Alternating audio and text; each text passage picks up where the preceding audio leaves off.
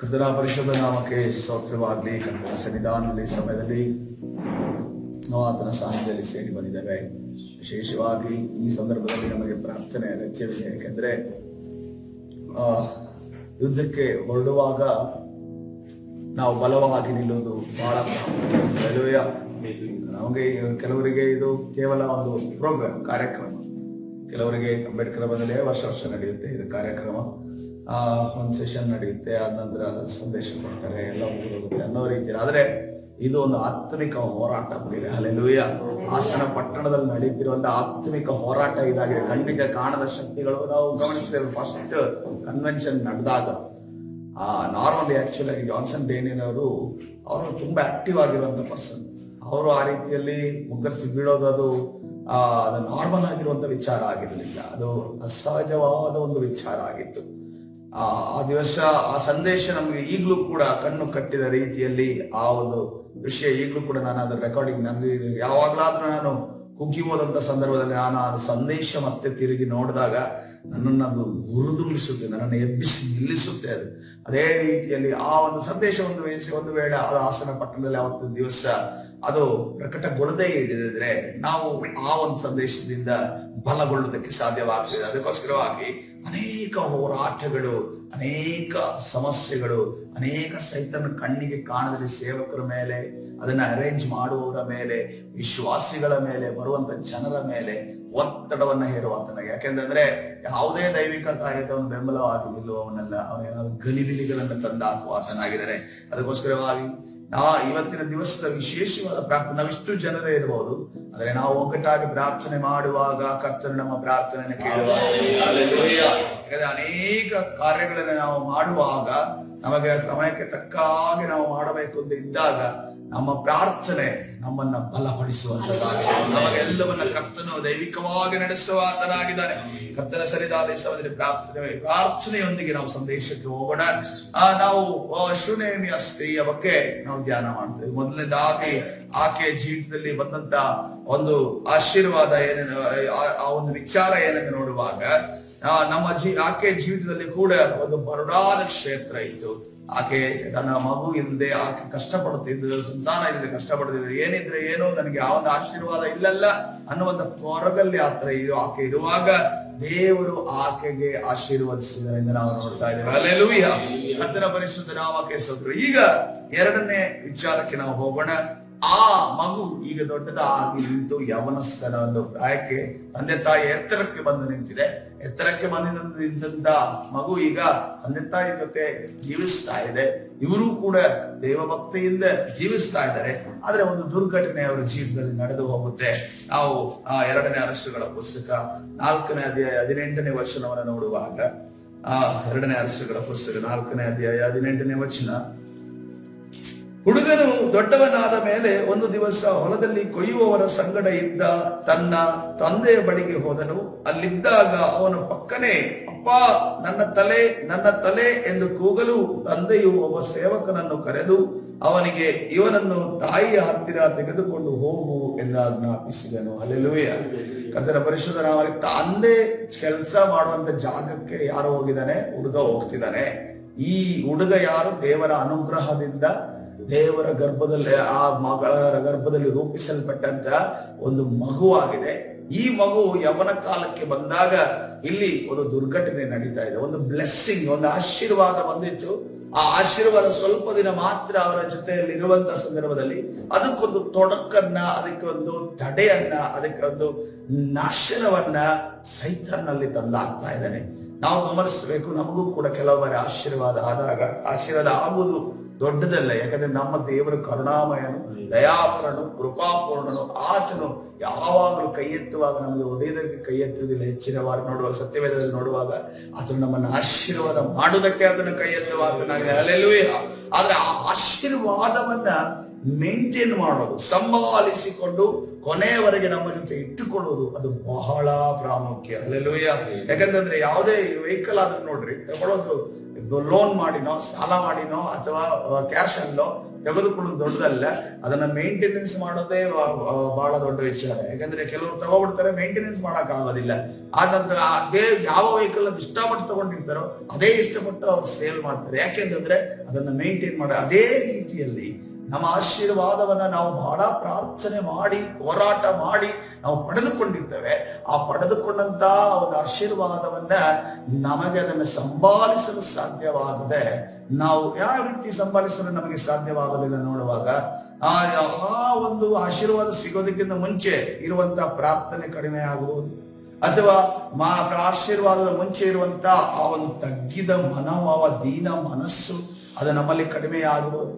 ಮೂರನೇದಾಗಿ ನಮ್ಮ ಮಾತುಗಳು ಅಹಂಕಾರದಿಂದ ಕೂಡಬಹುದು. ನಾಲ್ಕನೇದಾಗಿ ನಾವು ಬೇರೆಯವರ ಜೊತೆ ವ್ಯವಹರಿಸುವಂತ ರೀತಿ, ದೇವರ ಜೊತೆನೂ ಅಷ್ಟೇ ಬೇರೆಯವರ ಜೊತೆನೂ ಅಷ್ಟೇ ವ್ಯವಹರಿಸುವ ರೀತಿ ಚೇಂಜ್ ಆಗುತ್ತೆ. ಮೊದಲು ಮೊಣಕಾಲೂರಿ ಪ್ರಾರ್ಥನೆ ಮಾಡಿದ್ರೆ, ಈಗ ಆಶೀರ್ವಾದ ಇದೆ, ಆಶೀರ್ವಾದ ಬಂದ ನಂತರ ಆ ಒಂದು ಮೊಣಕಾಲುವಿನ ಪ್ರಾರ್ಥನೆ ಕಡಿಮೆ ಆಗಿರ್ಬೋದು. ಈ ರೀತಿ ನಮ್ಮ ಭಕ್ತಿ ಅಥವಾ ನಮ್ಮ ಒಂದು ದೈವಿಕವಾದ ದೇವರ ಮುಂದೆ ನಾವು ನಡೆಯುವ ರೀತಿ ಕಡಿಮೆ ಆಗಬಹುದು. ಆದ್ರೆ ಅದನ್ನ ಕಡಿಮೆ ಆಗದಂತೆ ನಡೆಸುವಾಗ ಮಾತ್ರವೇ ನಾವು ಆಶೀರ್ವಾದವನ್ನು ಸಂಭಾಲಿಸಿಕೊಂಡು ಹೋಗಲು ಸಾಧ್ಯ. ಹಲ್ಲೆಲೂಯಾ. ಪಡೆಯೋದು ದೊಡ್ಡ ವಿಷಯವಲ್ಲ, ಪಡೆದದ್ದನ್ನ ಉಳಿಸಿಕೊಳ್ಳೋದು ಅದು ಬಹಳ ಪ್ರಾಮುಖ್ಯ. ಹಲ್ಲೆಲೂಯಾ.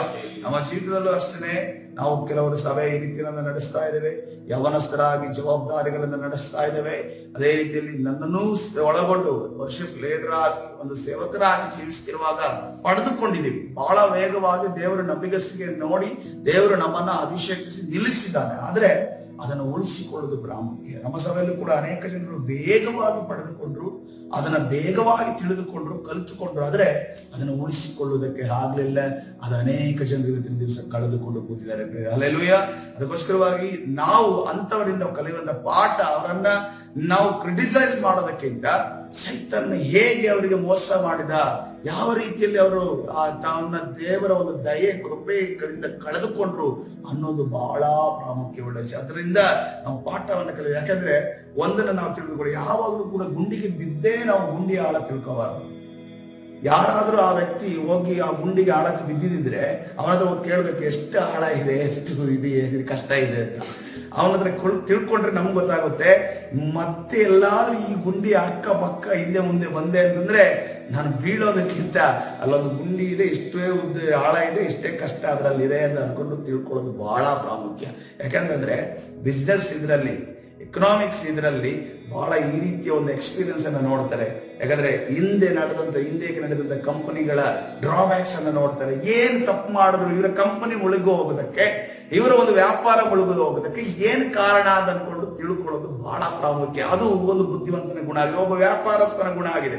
ಅದೇ ರೀತಿಯಲ್ಲಿ ನಮ್ಮ ಆತ್ಮಿಕ ಜೀವಿತದಲ್ಲಿ ಕೂಡ ಒಬ್ಬ ವ್ಯಕ್ತಿ ಬಿದ್ದಿದ್ದಾನೆ ಅಂದಾಗ ಆತನನ್ನ ನಾವು ಯಾವ ರೀತಿ ಅನಲೈಸ್ ಮಾಡ್ಬೇಕು, ಯಾಕೆ ಇವನು ಬಿದ್ದ, ಅವನ ವಿರುದ್ಧವಾಗಿ ಮಾತಾಡೋದಕ್ಕಿಂತ ಅವನ ತಪ್ಪನ್ನ ನಾವು ಏನೋ ಒಬ್ಬರತ್ರ ಹೇಳಿಕೊಳ್ಳೋದಕ್ಕಿಂತ ಯಾಕೆ ಹಿಂಗ್ ನಡೀತು, ಇದು ನನ್ನ ಜೀವಿತದಲ್ಲಿ ನಡೀಬಾರ್ದು, ಇದು ನಾನು ಮಾಡಬಾರದು ಅಂತ ಅನ್ಕೊಂಡು ನಾವು ನಿರ್ಧಾರವನ್ನ ಕಳೆದುಕೊಳ್ಬೇಕು, ನಾವು ಪಾಠವನ್ನ ಕಲಿತುಕೊಳ್ಬೇಕು. ಇಲ್ಲಿ ಅದೇ ರೀತಿಯ ಒಂದು ಪರಿಸ್ಥಿತಿ. ಇಲ್ಲಿ ನಾನು ಹೇಳ್ತಾ ಇಲ್ಲ ಇವರಿಗೆ ಆಶೀರ್ವಾದವನ್ನ ಸಂಪಾದಿಸಿಕೊಳ್ಳಲು ಬರ್ತಾ ಇಲ್ಲ. ಆದ್ರೆ ಈ ಒಂದು ಸೆಗ್ಮೆಂಟ್ ನಿಂದ ನಮ್ಗೆ ಇರುವಂತ ಪಾಠ ಏನಂತಂದ್ರೆ, ಆಶೀರ್ವಾದ ಸಿಕ್ಕುವುದು ಸುಲಭ, ಆದ್ರೆ ಅದನ್ನ ಸಂಭಾಲಿಸಿಕೊಂಡು ಹೋಗುವುದು ಅದು ಪ್ರಾಮುಖ್ಯವುಳ್ಳ ವಿಚಾರ ಆಗಿದೆ. ಹಲ್ಲೆಲೂಯಾ. ಕರ್ತನ ಪರಿಶುದ್ಧ ನಾಮಕ್ಕೆ ಸ್ತೋತ್ರವಾಗಲಿ. ಇದು ಏನಂತಂದ್ರೆ, ಆ ಸ್ಟಾರ್ಟಿಂಗ್ ಅಲ್ಲಿ ಅವನು ನನ್ನ ತಲೆ ಅನ್ಕೊಂಡು ಹೇಳುವಾಗ ತಂದೆಗೆ ಏನೋ ಒಂದು ತಲೆನೋವು ಬಂದಿರಬಹುದು ಅಂತ ಅನ್ಕೊಂಡು ಈತನನ್ನ ಎಲ್ಲಿಗೆ ತಾಯಿಯ ಬಳಿ ಕರ್ಕೊಂಡು ಹೋಗ್ರಿ ಅಂತ ಅನ್ಕೊಂಡ್ರೆ, ಆಗ ತಾಯಿ ಯಾಕೆಂದ್ರೆ ಅಲ್ಲಿ ನಾವು ಗಮನಿಸಬಹುದು, ಆ ಒಂದು ಕುಟುಂಬದಲ್ಲಿ ತಾಯಿ ದೈವಿಕವಾಗಿ ನಡೆಸಲ್ಪಡುವಂತ. ಯಾಕಂದ್ರೆ ಫಸ್ಟ್ ಸ್ಟಾರ್ಟಿಂಗ್ ಇಂದ ನೋಡ್ರಿ, ಪ್ರವಾದಿಯ ವಿಚಾರವಾಗಿ ಆಕೆ ಗಮನಿಸುದು, ಪ್ರವಾದಿಗೆ ಊಟ ಕೊಡುವ ವಿಚಾರವಾಗಿ ಆಕೆ ಗಮನಿಸುದು, ಪ್ರವಾದಿಗೆ ಕೋಣೆ ಮಾಡಿಕೊಡುವ ವಿಚಾರವಾಗಿ ಗಂಡನ ಹತ್ರ ಅವಳು ರಿಕ್ವೆಸ್ಟ್ ಮಾಡ್ತಾಳೆ. ಪ್ರವಾದಿಯ ಜೊತೆ ಒಂದು ಏನೋ ಕನೆಕ್ಷನ್ ಇರುವುದನ್ನ ನೋಡುವಾಗ ಅಲ್ಲಿ ತಾಯಿಗೆ ಹೆಂಗಸಿಯಲ್ಲಿ ಜಾಸ್ತಿ ಇದೆ ಎಂದು ನೋಡುವಾಗ ಇಲ್ಲಿ ಕೂಡ ಅದೇ ಕಾರ್ಯ ನಡೆದಿದೆ. ಕಷ್ಟ ಬಂದಾಗ, ಸಮಸ್ಯೆ ಬಂದಾಗ ನಮ್ಮ ಮನೆಯಲ್ಲಿ ಆತ್ಮಿಕರು ಯಾರಿದ್ದಾರೋ ಅದರಲ್ಲಿ ನಮಗೆ ಮರ್ಯಾದೆ ಹೋಗುವಂತ ಪ್ರಶ್ನೆ ಇಲ್ಲ. ಅವರಿಗೆ ತಿಳಿಸುದು, ಅವರ ಸಜೆಷನ್ ಕೇಳೋದು, ಅದರಲ್ಲಿ ಯಾವುದೇ ತಪ್ಪಿಲ್ಲ. ಹಲ್ಲೆಲೂಯ. ಅದರಲ್ಲಿ ಗಂಡು ಹೆಣ್ಣು ಅಂತ ಬರೋದಿಲ್ಲ. ಯಾಕಂದ್ರೆ ಕೆಲವು ವಿಚಾರಗಳಲ್ಲಿ ನಮ್ಮ ಕುಟುಂಬದಲ್ಲೂ ಅಷ್ಟೇ, ನಾವು 4 ಜನ ಇರ್ತೇವೆ. ಅನೇಕ ಬಾರಿ ನಾವು ಕೆಲವು ವಿಚಾರಗಳು ಬರುವಾಗ ನಾವು ಕುತ್ಕೊಂಡು ಅದನ್ನ ಚರ್ಚೆ ಮಾಡಿ ಮುಂದೇನು ಮಾಡಬೇಕು ಅನ್ನೋದನ್ನ ಅಂಕಲ್ ಬಂದ ಮತ್ತೆ ಅಂಕಲ್ ಈ ರೀತಿ ಅಂದುಕೊಳ್ಳೋದಿಲ್ಲ. ನಾನು ಈ ಸಭೆಯ ಸಭಾಪಾಲಕ, ನಾನು ಈ ಸಭೆಯ ಒಂದು ತಲೆ ಆಗಿದ್ದೇನೆ, ನಾನು ಹೋಗಿ ಇವ್ರ ಹತ್ರ ಚರ್ಚೆ ಮಾಡೋದು ಅಂತ ಅನ್ಕೊಂಡೋದು ಆಗೋದಿಲ್ಲ. ಅಥವಾ ಕೆಲವು ಸಲ ನಾವು ಹಿರಿಯರ ಹತ್ರ ನಾವು ಚರ್ಚೆ ಮಾಡ್ತೀವಿ, ಸ್ತ್ರೀಯರ ಹತ್ರ ನಾವು ಚರ್ಚೆ ಮಾಡ್ತೀವಿ. ಯಾಕೆ ಅಂತ ಹೇಳುವಾಗ ಕೆಲವು ಬಾರಿ ಸಜೆಷನ್ಗಳು ದೇವರ ಆತ್ಮನ ಒಬ್ಬೊಬ್ಬರನ್ನ ಒಂದೊಂದು ಜ್ಞಾನದಲ್ಲಿ ನಡೆಸ್ತಿರ್ತಾನೆ. ಒಂದೊಂದು ಡಿಪಾರ್ಟ್ಮೆಂಟ್ ಅಲ್ಲಿ ಒಂದೊಂದು ರೀತಿಯಲ್ಲಿ ನಡೆಸುವಂತ ಕಾರಣ ನಾವು ಅವ್ರ ಹತ್ರ ಹೋಗಿ ಚರ್ಚೆ ಮಾಡಿದಾಗ ಅಲ್ಲಿ ಸೊಲ್ಯೂಷನ್ ಸಿಗೋದು ಇಂಪಾರ್ಟೆಂಟ್. ಯಾರು ಸೊಲ್ಯೂಷನ್ ತಂದ್ರು ಅಂತ ಅನ್ಕೊಂಡದ್ದು ಇಂಪಾರ್ಟೆಂಟ್ ಅಲ್ಲ. ಯಾವ ಸೊಲ್ಯೂಷನ್ ನಾವು ಒಗ್ಗಟ್ಟಾಗಿ, ಯಾಕೆಂತಂದ್ರೆ ಇರುವೆಗಳನ್ನ ನೋಡ್ರಿ, ಅವು ಯಾವಾಗಲೂ ಒಗ್ಗಟ್ಟಾಗಿರ್ತವೆ. ಒಂದು ಜಾತಿಯ ಇರುವೆ, ಕಾಡಿನ ಒಂದು ಪ್ರದೇಶಗಳಲ್ಲಿ ಒಂದು ಜಾತಿಯ ಇರುವೆ ಇದೆಯಂತೆ. ಅದಕ್ಕೆ ಯಾವುದೇ ರೀತಿಯ ಎಲೆ ಬೇಡ, ಹೂ ಬೇಡ. ಅದು ನೀರಿನ ಮೇಲೆ ಹೋಗುವಾಗ ಅದೇನ್ ಮಾಡುತ್ತೆ ಅಂತಂದ್ರೆ ಎಲ್ಲಾ ಇರುವೆಗಳು ಸೇರಿ ಒಂದೊಂದು ಕೈ ಹಿಡಿದು ಅದು ಹೆಂಗೆ ಇರುತ್ತೆ ಅಂದ್ರೆ ಯಾವುದೋ ಒಂದು ಎಲೆ ಮೇಲೆ ಹೋಗ್ತಿದೆಯೇನೋ ಅನ್ಕೊಂಡು ಅನ್ಸೋದು. ಆದ್ರೆ ಆ ಎಲೆ ಮೇಲೆ ಹೋಗ್ತಿರೋದಿಲ್ಲ. ಅವರು ಒಂದೊಂದು ಕೈ ಹಿಡಿದ್ರಿಂದ, ಯಾಕಂದ್ರೆ ಅವ್ರ ತೂಕ ಕಡಿಮೆ ಆಗಿರೋದ್ರಿಂದ ತೇಳ್ಕೊಂಡು ಒಂದು ವೇಳೆ ಮಧ್ಯದಲ್ಲಿ ನೀರು ಮೇಲೆ ಕೆಳಗಡೆ ಆಗುವಾಗ ಒಂದು ಇರುವೆ ಬಿಟ್ಟು ಹೋಯ್ತಂತ ತಿಳ್ಕೊಳ್ರಿ, ಅವು ಮುಂದೆ ಹೋಗಲ್ಲ. ಅವು ಅಲ್ಲೇ ನಿಂತಿರ್ತವೆ. ಅವುಗಳನ್ನ ಹೆಂಗಾದ್ರೂ ಮಾಡಿ ಅವನನ್ನ ಬಚಾವ್ ಮಾಡಿ, ಅವನನ್ನು ಸೇವ್ ಮಾಡಿ, ಅವನನ್ನ ಕರ್ಕೊಂಡು ಹೋಗ್ತಾರೆ. ಈ ರೀತಿಯಲ್ಲಿ ಇರುವಂತ ಇರುವೆ ಗುಂಪಿನ ಒಂದು ವಿಡಿಯೋನ ನಾನು ನೋಡಿದೆ. ಸೊ ಅಲ್ಲಿ ನೋಡ್ರಿ ಯಾವ ರೀತಿಯಲ್ಲಿ ಸೊಲ್ಯೂಷನ್ ಅನ್ನ, ಯಾರು ಸೊಲ್ಯೂಷನ್ ಕೊಟ್ಟರು ಮುಖ್ಯ ಅಲ್ಲ, ಸೊಲ್ಯೂಷನ್ ಸಿಕ್ತಲ್ಲ, ಸಮಸ್ಯೆಗೆ ಪರಿಹಾರ ಸಿಕ್ತಲ್ಲ, ಅದು ಇಂಪಾರ್ಟೆಂಟ್ ಆಗಿರೋದು. ಇಲ್ಲಿ ಅದೇ ರೀತಿಯ ಕಾರ್ಯ ನಡೀತಿದೆ. ಇವರು ಏನ್ ಮಾಡ್ತಾ ಇದ್ದಾನೆ, ಇವನು ಈ ಸಮಸ್ಯೆ ಬಂದಾಗ ಯಾರನ್ನ ಕಾಂಟ್ಯಾಕ್ಟ್ ಮಾಡ್ತಾ ಇದ್ದಾನೆ, ಹೆಂಡತಿಯ ಬಳಿ ತನ್ನ ಮಗನನ್ನ ಕಳಿಸ್ತಿದ್ದಾನೆ. ಅವಾಗ ಆಕೆ ಎಲ್ಲಾ ತನಗೆ ಪ್ರೈಮರಿ ಆಗಿ ಪ್ರಾಥಮಿಕವಾಗಿ ಏನೇನೇನೋ ಮಾಡಬೇಕಾಗಿತ್ತು. ಪ್ರವಾದಿಯ ಕೋಣೆಗೆ ತಗೊಂಡು ಹೋಗ್ತಾಳೆ, ಮಲಗಿಸ್ತಾಳೆ, ಅಲ್ಲಿ ಪ್ರಾರ್ಥನೆ ಮಾಡ್ತಾನೆ, ಏನು ಕೂಡ ನಡೆಯೋದಿಲ್ಲ. ಆ ಸ್ವಲ್ಪ ಹೊತ್ತು ಅವನ ಜೀವ ಇರ್ತಾನೆ, ತೊಡೆಯಲ್ಲಿ ಅವನು ಪ್ರಾಣವನ್ನು ಬಿಟ್ಟ ನಂತರ ಈಗ ಅವಳಿಗೆ ನೆನಪಾಗೋದು ಯಾರು? ಪ್ರವಾದಿ ನೆನಪಾಗ್ತಾನೆ. ಯಾರು? ಪ್ರವಾದಿ ಪ್ರಾರ್ಥನೆ ಮಾಡಿದಾಗ ತಾನೇ ದೇವರು ನನಗೆ ಕೊಟ್ಟಿದ್ದು ಮಗ, ಆತನ ಹತ್ರನೇ ನಾನು ಹೋಗ್ತೇನೆ. ಹೋಗುವಂತ ಸಂದರ್ಭದಲ್ಲಿ ಆವಾಗ ಆ ಒಂದು ಪ್ರದೇಶದಲ್ಲಿ ಎಲಿಷನು ಬಹಳ ಪ್ರಸಿದ್ಧಿಯಾದ ಒಬ್ಬ ಪ್ರವಾದಿಯಾಗಿದ್ದ. ಸಡನ್ ಆಗಿ ಹೋಗಿ ಆ ಪ್ರವಾದಿ ಹಿಂಗೆ ನಮಸ್ಕಾರ ಹೊರಗಡೆ ಹೋಗೋ ರೀತಿಯಲ್ಲಿ ಇರ್ಲಿಲ್ಲ. ಯಾವ ರೀತಿ ಬಿಸಿ ಇರುವಂತ ವ್ಯಕ್ತಿಗಳಿಗೆ ಅಪಾಯಿಂಟ್ಮೆಂಟ್ ತೆಗೆದು ಹೋಗ್ಬೇಕಾಗಿತ್ತು. ಇವಳು ಸಡನ್ ಆಗಿ ಹೋದಂತ ಸಂದರ್ಭದಲ್ಲಿ ಶಿಷ್ಯನ ಏನ್ ಮಾಡ್ತಾ ಇದ್ದಾನೆ, ತಡೀತಾ ಇದ್ದಾನೆ. ತಡೀತಾ ನಿಲ್ಲು ಅನ್ನೋ ರೀತಿಯಲ್ಲಿ ಹೇಳ್ತಾ ಇದ್ದಾನೆ. ಇದನ್ನ ಹೇಳಿದಾಗ ಯಾರಿಗಾದ್ರೂ ಎಷ್ಟೋ ಜನ ವಿಶ್ವಾಸಿಗಳು ನಮ್ಮನ್ನ ಹಿಂಗ ಅಂದ್ಬಿಟ್ರು, ನಮ್ಮನ್ನ ಹಿಂಗೆ ಮಾತಾಡ್ಬಿಟ್ರು, ನಮ್ಮನ್ನ ಹಿಂಗೆ ಹೇಳ್ಬಿಟ್ರು. ಆದ್ರೆ ಈಕೆಯನ್ನ ನೋಡ್ರಿ, ಹಂಗ ತಡೆದ್ರು ಕೂಡ ಆಕೆ ತಾಳ್ಮೆಯಿಂದ ಕಾಯ್ತಾ ಇದ್ದಾಳೆ. ಹಲ್ಲೆಲೂಯ. ಕೆಲವು ಸಾರಿ ನಮ್ಮ ಜೀವನದಲ್ಲಿ ನಮಗೆ ಒಂದ್ಸರಿ ಒಬ್ಬರಿಗೆ ಕಾಲ್ ಮಾಡ್ತೀವಿ. ಕಾಲ್ ಮಾಡಿದಾಗ ಅವ್ರು ಕಟ್ ಮಾಡಿದ್ರು ಅಂತ ತಿಳ್ಕೊಳ್ಳಿ. ಕೆಲವ್ರು ಏನ್ ಮಾಡ್ತಾರೆ, ನನ್ನ ಫೋನೇ ಕಟ್ ಮಾಡ್ದ ಅವನು, ನನ್ನ ಫೋನೇ ಅವನು ಕಟ್ ಮಾಡ್ದ, ಅವನಿಗೆ ಎಷ್ಟು ಧೈರ್ಯ, ಅವನಿಗೆ ಎಷ್ಟು ಅಹಂಕಾರ, ಅವನ ರೀತಿಯಲ್ಲಿ ಈ ರೀತಿ ಮಾತಾಡೋರು ಇದ್ದಾರೆ. ಒಂದು ಸರಿ ಕಾಲ್ ಮಾಡಿ ಇನ್ನೊಂದ್ಸರಿ ಮಾಡ್ತೀನಿ, ಏನೋ ಬೈ ಮಿಸ್ಟೇಕ್ ಕಟ್ ಆಗಿರ್ಬೋದು ಅನ್ಕೊಂಡು ಫೋನ್ ಮಾಡೋರು ಇರ್ತಾರೆ. ಹಲ್ಲೆಲೂಯ. ಅದೇ ರೀತಿಯಲ್ಲಿ ತಾಳ್ಮೆಯಿಂದ ಕರ್ತನ ಸನ್ನಿಧಾನದಲ್ಲಿ ಬರುವಾಗ, ದೀನತೆಯಿಂದ ಕರ್ತನ ಸನ್ನಿಧಾನದಲ್ಲಿ ಬರುವಾಗ ಕರ್ತನು ದೊಡ್ಡ ಕಾರ್ಯಗಳನ್ನು ನಮ್ಮ ಜೀವನದಲ್ಲಿ ಮಾಡುವಾಗ. ಹಲ್ಲೆಲೂಯ. ಕೆಲವರಿಗೆ ಪರೀಕ್ಷೆನೇ ಇರುತ್ತೆ. ಕೆಲವರಿಂದ ಸೇವಕರು ಆ ರೀತಿಯಲ್ಲಿ ಅಥವಾ ದೇವರು ಆ ರೀತಿಯಲ್ಲಿ ವರ್ತಿಸುವವನಲ್ಲ. ಆದ್ರೆ ಅವರು ಸೇವಕರ ಬಳಿ ಬರುವಾಗ ಅವರಿಗೊಂದು ನೆಗೆಟಿವ್ ಎಕ್ಸ್ಪೀರಿಯನ್ಸ್ ಆಗಿ ಅವ್ರು ಯಾವ ರೀತಿ ಬಿಹೇವ್ ಮಾಡ್ತಾರೆ ಅನ್ನೋದನ್ನ ದೇವರು ನೋಡೋದಕ್ಕೆ ಅವರನ್ನ ಆ ರೀತಿಯ ಪರೀಕ್ಷೆಯಲ್ಲಿ ಒಳಪಡಿಸ್ತಾರೆ. ಈಗ ಕೆಲವು ಸರಿ ನಾನು ಪಾಸ್ಟರ್ ಬಳಿ ಹೋಗುವಾಗ ಎಲ್ಲಾ ಕಾರ್ಯಕ್ಕೆ ಎಸ್ ಅಂತ ಇರ್ತಾರೆ. ಆದ್ರೆ ಅದೇ ಕಾರ್ಯನ ಮತ್ತೆ ತಿರುಗಿ ನಾನು ಯಾವತ್ತೋ ಒಂದ್ ದಿವಸ ಹೋದಾಗ ಅದನ್ನ ನೋ ಅಂತಾರೆ.